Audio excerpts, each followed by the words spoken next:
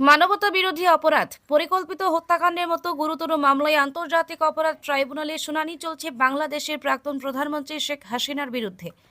মামলা চলছে তৎকালীন স্বরাষ্ট্রমন্ত্রী আসাদুজ্জামান খান কামাল ও পুলিশ প্রধান চৌধুরী আব্দুল্লাহ খান মামুনের বিরুদ্ধে। রবিবার শুনানির লাইভ সম্প্রচার হয়েছে। চিফ প্রসিকিউটর বা সরকারি আইনজীবী সওয়াল জবাবের ভিত্তিতে আদালত হাসিনা ও কামালের বিরুদ্ধে গ্রেফতারি পরোয়ানা জারি করল। আগামী 16 জুন তিনজনকে আদালতে হাজির করার নির্দেশ দেন ট্রাইব্যুনাল। ফলে প্রশ্ন উঠছে, এবার শেখ হাসিনার ভবিষ্যৎ কি? ভারত কি তাকে তুলে দেবে বাংলাদেশের হাতে? গত বছরের জুলাই আগস্টে বাংলাদেশে বৈষম্য বিরোধী ছাত্র আন্দোলনের জেরে দেশত্যাগ করতে কার্যত বাধ্য হন তৎকালীন প্রধানমন্ত্রী শেখ হাসিনা। চলে আসেন বন্ধু ভারতে।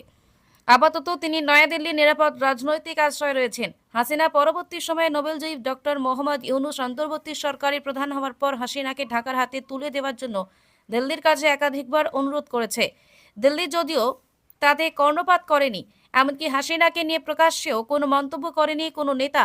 এই বিষয়ে কেন্দ্রের নির্দিষ্ট নীতি রয়েছে, কিন্তু 2024 সালের জুলাই আগস্টে দেশে আন্দোলনের আগুন জ্বলে ওঠার নেপথ্যে শেখ হাসিনার ষড়যন্ত্রের মামলা শুরু হয়েছে আন্তর্জাতিক অপরাধ ট্রাইব্যুনালে এবং তাতে গ্রেপ্তারি পরোয়ানা জারি হলো।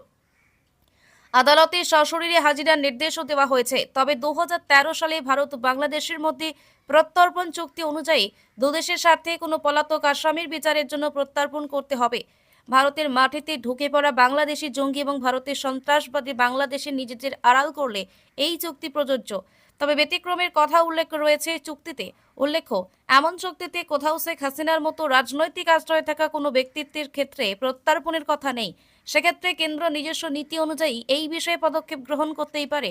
ওয়াকিবহাল মহলের বড় অংশের মত, ভারত বন্ধু হাসিনাকে নয়াদিল্লি এত দ্রুত হস্তান্তর করবে না।